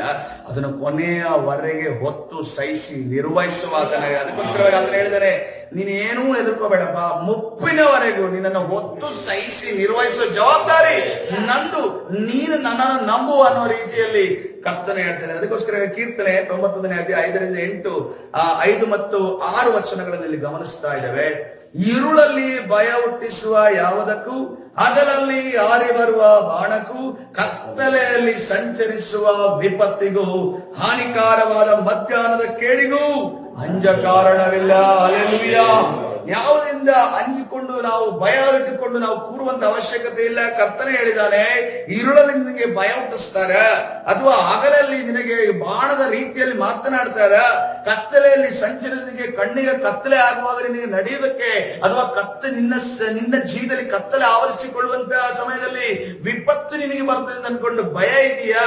ಮಧ್ಯಾಹ್ನದ ಕೇಡು, ಆ ಮಧ್ಯಾಹ್ನದ ಬಿಸಿಲಿನ ರೀತಿಯಲ್ಲಿ ನಿನ್ನನ್ನ ಬಿಸಿಗೊಳಿಸುವಂತ ಒತ್ತಡಗಳು ನಿನಗಿದೆಯಾ? ಅದಕ್ಕೆ ಅಂಜ ಕಾರಣವಿಲ್ಲ. ನಿನ್ನ ದೇವರು ನಿನ್ನ ಜೊತೆ ಇರ್ತಾನೆ. ಹಲ್ಲೆಲೂಯಾ. ಅದಕ್ಕೋಸ್ಕರವಾಗಿ ಈ ವರ್ಷ ನಾವು ಒಂದನ್ನು ತಿಳಿದುಕೊಳ್ಳಬೇಕಂದ್ರೆ, ಕರ್ತನ ಅತ್ಯಧಿಕವಾದ ಶಕ್ತಿಯನ್ನ ನಾವು ಆವರಿಸಿಕೊಳ್ಳುವುದಾದ್ರೆ ಮೇಲೆ ಅಸಾಧ್ಯವಾದ ಕಾರ್ಯಗಳು ನಡೆಯುವಂತದ್ದಾಗಿದೆ. ಯಾಕಂತಂದ್ರೆ ಮಾರ್ತಳ ಮರಿಯಳ ಜೀವಿತದಲ್ಲಿ ಅವರು ಒಂದನ್ನು ನಂಬಿದ್ರು, ಯೇಸು ಕ್ರಿಸ್ತನನ್ನ ನಂಬಿದ್ರು, ಯೇಸು ಕ್ರಿಸ್ತನ ಜೊತೆ ಒಂದು ಕನೆಕ್ಷನ್ ಇಟ್ಕೊಂಡಿದ್ರು. ಅದಕ್ಕೋಸ್ಕರವಾಗಿ ಫ್ಯಾಮಿಲಿಯ ಫಸ್ಟ್ ನ್ಯೂಸ್ ಅನ್ನ ಯಾರಿಗೆ ಕೊಡ್ತಾ ಇದ್ದಾರೆ? ಯೇಸು ಕ್ರಿಸ್ತನ ಕೊಟ್ಟಿದ್ದಾರೆ. ಯಾಕಂದ್ರೆ ಆತನು ಏನು ಬೇಕಾದ್ರೂ ಮಾಡಲು ಶಕ್ತನಾಗಿದ್ದಾನೆ. ಇವತ್ತಿನ ದಿವಸ ನಾವು ಕೂಡ ನಮ್ಮ ಜೀವಿತದಲ್ಲಿ ಒಂದನ್ನು ನಾವು ಅರ್ಥ ಮಾಡಿಕೊಳ್ಳಬೇಕು. ನಮ್ಮ ಜೀವಿತದಲ್ಲಿ ದೇವರ ಮುಂದೆ ಎಲ್ಲವನ್ನ ನಾವು ತರುವಾಗ ದೇವರ ಎಲ್ಲವನ್ನ ಪರಿಹಾರ ಮಾಡುವ ಆತನಾಗಿದೆ. ಮಾರ್ತಾ ಮರಿಯಳ ಜೀವಿತದಲ್ಲಿ ನಡೆಯುವಂತಹ ದುರ್ಘಟನೆ ದೇವರು ತಡೆದಂತ ದೇವರು. ಶೂನೇಮಿಯ ಸ್ತ್ರೀ ಅಂತ ಆಕೆ ಜೀವಿತದಲ್ಲಿ ನಡೆಯುವಂತಹ ಘಟನೆಯನ್ನು ತಡೆದಂತ ದೇವರು. ನಿಮ್ಮ ಜೀವನದಲ್ಲಿ ಕೂಡ ನಡೆಯುವಂತ ಎಲ್ಲಾ ದುರ್ಘಟನೆಗಳನ್ನ ಕರ್ತನು ತಡೆಯುವಾತನಾಗಿದೆ. ಹಲ್ಲೆಲೂಯಾ. ಆದ್ರೆ ನಮ್ಮಲ್ಲಿ ನಂಬಿಕೆ ಬೇಕು, ತಾಳ್ಮೆ ಬೇಕು, ಕರ್ತನ ಸನ್ನಿಧಿಯಲ್ಲಿ ಕಾಯುವವರಾಗಿರಬೇಕು, ಕರ್ತನನ್ನೇ ನಾವು ನಿರೀಕ್ಷೆ ಉಳ್ಳವರಾಗಿರಬೇಕು. ಹಲ್ಲೆಲೂಯಾ. ಇವತ್ತಿನ ದಿವಸದ ವಾಗ್ದಾನದ ವಾಕ್ಯ ಕೀರ್ತನೆ 91ನೇ ಅಧ್ಯಾಯ 5 ಮತ್ತು 6 ವಚನ. ಸರಿದಾರ ಪ್ರಾರ್ಥನೆ ಮಾಡಿಕೊಳ್ಳೋಣ. ಪರಿಶುದ್ಧನಾದ ದೇವರ ನಾಮಕ್ಕೆ ಸ್ತೋತ್ರವಾಗಲಿ. ಹೌದು ಕರ್ತನೆ, ಗಜ ಅಪಘಾತದ ರೀತಿಯಲ್ಲಿ ಶೂನೇಮಿಯ ಸ್ತ್ರೀಯ ಜೀವಿತದಲ್ಲಿ ತನ್ನ ಮಗನನ್ನ ಕಳೆದುಕೊಳ್ಳುವಂತ ಪರಿಸ್ಥಿತಿ ಎದುರಾದಾಗ ಎಸಪ್ಪ ನೀನು ಕಾಪಾಡಿದೆಯಲ್ಲ ಕರ್ತನೆ. ಆಕೆ ಪಡೆದಂತ ಆಶೀರ್ವಾದವನ್ನ ಕರ್ತನೆ ಉಳಿಸಿಕೊಟ್ಟಲ್ಲ ಕರ್ತನೆ. ಇವತ್ತಿನ ದಿವಸ ನಾವು ಕೂಡ ಕರ್ತನೆ ನಾವು ಪಡೆದುಕೊಂಡಿರುವಂತ ನಮ್ಮ ಕುಟುಂಬದ ಸದಸ್ಯರು, ಒಂದು ಕುಟುಂಬ ಕರ್ತನೆ, ರಕ್ಷಣೆ ಕರ್ತನೆ, ಅದ್ಭುತ ಕಾರ್ಯಗಳು, ನಮ್ಮಲ್ಲಿರುವಂತ ನಂಬಿಕೆ ಎಲ್ಲವನ್ನ ಉಳಿಸಿಕೊಂಡು ಹೋಗುವಾಗೆ ನಮಗೆ ಸಹಾಯದಸ್ತವನ್ನ ಚಾಚುವಹಿಸಪ್ಪ ಕರ್ತನೆ. ನಮಗೆ ನೀನು ತಾನೇ ಕರ್ತನೆ ನಮ್ಮ ನಂಬಿಕೆಯನ್ನು ಹೆಚ್ಚಿಸು, ನಿರೀಕ್ಷೆಯನ್ನು ಹೆಚ್ಚಿಸು, ನಿನ್ನ ಮೇಲೆ ಪ್ರೀತಿ ಹೆಚ್ಚಿಸು ಕರ್ತನೆ. ನಾವು ನಿನ್ನನ್ನು ಹೆಚ್ಚಾಗಿ ಆರಾಧನೆ ಮಾಡುವಾಗೆ, ಸ್ತುತಿ ಮಾಡುವಾಗೆ, ಪ್ರಾರ್ಥನೆ ಮಾಡುವಾಗೆ, ನಮಗಾಗಿ ಮಾತ್ರವಲ್ಲದೆ ಇನ್ನೊಬ್ಬರಿಗೋಸ್ಕರ ಪ್ರಾರ್ಥನೆ ಮಾಡುವಾಗೆ ನಮ್ಮನ್ನು ನೀನು ತಾನೇ ನಡೆಸುವುದಕ್ಕಾಗಿ ಸ್ತೋತ್ರ.